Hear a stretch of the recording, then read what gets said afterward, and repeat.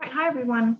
My name is Ann Tran, and I'm currently a PhD student in American Studies and Ethnicity at USC. And so my presentation today for this conference is entitled Survival on the Food Web, Asian America and the Creation of Food Networks in Times of Crisis. And before I get started, I just want to preface by saying that although my discussion in this presentation regards the Asian American community at large, it is not a monolithic group. This is because the experiences of different minorities and ethnicities within the Asian American umbrella are incredibly diverse. And I cannot simply subsume everyone under the same category because that would be to make the mistake that many racist Americans have done to Asian immigrants and citizens over the course of US history, and particularly in recent times, by viewing all Asian bodies as identical and without complexity. So for this particular presentation, I will draw upon media representations to argue that digital images can engender both racial distaste for Asian food vis-a-vis the virus, and also desirable taste for cultural cuisine through group Facebook posts. And through the lens of representational taste and distaste, I will analyze how Asian American online groups push back against the racist depictions of their bodies in the news by using language and digital images that center community support and solidarity. So when the latest variant of SARS made its first appearance in global news in late 2019, public fears arose in tandem with viral videos of Chinese people consuming bats and other wild animals. And following the controversial release of a video which depicted a Chinese influencer drinking bat soup, a lot of wild speculations on social media regarding the origin of what many then called the Wuhan virus, to accusations of unclean, unusual, and non-normative Chinese eating habits. And after that, articles by news sources like The Guardian, The New York Times, and The Wall Street Journal bolstered some of these presumptions by invoking images of China's wild animal trade and unsanitary wet markets, which showed thousands of dead bamboo rats, crocodiles, and bats, which were compiled on trays for purchase by local passersby looking for groceries. And while at the time the scientific origins of the virus were not yet clear, these news reports cited the unkempt and crowded environments of the wholesale markets as sites of epidemiological risk and also potential infection because of the human and wildlife convergence. So this proximity between wildlife and humanity clashed with Western perceptions of their inherent separation, which engendered racial distaste for Chinese people and their food, for the exoticness and also the unsanitary, image of these food cultures, the two becoming kind of inextricable from each other in many Americans' eyes.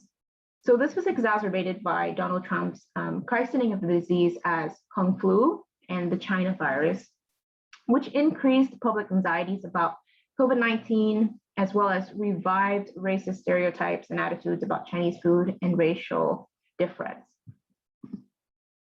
So these intensified public fears of viral contagion transpiring via Chinese foodways resulted in severe customer reductions at restaurants across America's Chinatowns and Asian American communities, which forced hundreds of restaurants to close because of a lack of funds and the economic recession. And in addition to that, in several of these cases, a lot of Asian-owned restaurants were also discriminately targeted and vandalized with racist graffiti and smashed windows, as you can see in some of these headlines. A lot of these negative depictions of Chinese people as viruses and kind of by association, other Asian bodies as sites of contagion by government officials and news media led to a dramatic increase in anti-Asian hate crimes in the past year. And I thought I just had to mention this in light of recent events that have been happening as well. According to a recent statistical report conducted by Stop AAPI Hate, nearly 3,800 hate incidents have occurred to Asian Americans, most of whom are women, between March of 2020 and February of 2021. And roughly 503 incidents occurred in 2021 alone, which included the violent beatings of the elderly this past January, and also the horrific shooting of 6 Asian women in Atlanta, Georgia. These numbers don't even account for the number of attacks that were not reported to police by many older senior citizens who lack community resources or sufficient English language skills. Furthermore, many of these episodes were also accompanied by references to the COVID-19 virus, with perpetrators accusing their victims with phrases like, "You are the virus, you are the reason we have coronavirus, go back to China," or "You're the one who brought the virus here." And in one particular incident in Seattle this past March, one man assaulted a couple walking in Chinatown and told them Asians need to be put in their place. So by characterizing the coronavirus as transmissible via racial difference, many of these incidents expose the ongoing societal interpretations of Asians as undesirable figures whose very bodies act as carriers for disease, viral transmission, and potential death. And scholar Priscilla Wald has argued that, quote, "The carrier is the archetypical stranger, both embodying the danger of microbial invasion and transforming it into the possibility for rejuvenation and growth," end quote. The persistent racism against America's Chinatowns is also not a new phenomenon. As scholar Nyan Shah's book, Contagious Divides, Epidemics and Race in San Francisco's Chinatown, for example, has revealed that during the 19th century, what was regarded as deviant Chinese practices of sanitation and cleanliness led to heightened police surveillance, quarantining of different individuals, and also public scrutiny of Chinese communities, which in westernized fell out of proper social conduct. But my question is, what is it about Asian food that makes transmissible the racism that has been routinely conferred upon bodies? And what does the shutting down of numerous Chinese and other Asian restaurants due to COVID-19 discrimination convey about our society's understandings of the alien, the exotic, and the oriental? And to expound on this concept, I want to revisit Stuart Hall's seminal lecture on representation and the media, in which he argues that representation is the manipulation of meanings by those in power to confer stereotypes and one preferred meaning upon certain marginalized populations. And this produces biased depictions and visual images of groups that are consumed by the general public and taken to be reality. As such, the distasteful media images that we saw in the beginning slides are of seemingly disorganized, unsanitary, potentially dangerous, infectious Chinese wet markets. These images demonstrate how negative representations can affect public perceptions, especially in the Western world, of Asian food. And this deters people from eating in or even visiting Chinatown for fear of contagion. So when the nationwide shelter in place was put into effect in April of 2020, many Asian restaurants felt the severe impact of both the economic downfall and also increasing racial discrimination. And a large majority of these small business owners, who are typically older parents and grandparents or first-generation immigrants, did not have operating knowledge of social media to help them survive in this time. And community building in the aftermath of these incidents have been especially crucial to help these restaurants and businesses continue and for these food cultures to be protected. So alongside the creation of Facebook groups, which I will discuss in a couple of slides, I also wanted to mention that social media hashtags, such as like hashtag dine with them, hashtag I will eat with you, and hashtag support Chinatown, have encouraged customers to come back to Asian restaurants to dine, and also to stand in support of those who were affected by racist violence and discrimination. Excuse me. Additionally, positive Yelp reviews that have poured in from customers who purchase delivery or takeout from various Asian-owned businesses have also aided the continuing survival of many depopulated restaurants. For this presentation specifically, I'm choosing to highlight the community building efforts of two Facebook groups that I myself have participated in and benefited from because of my recent relocation from Dallas to Los Angeles this past December for grad school.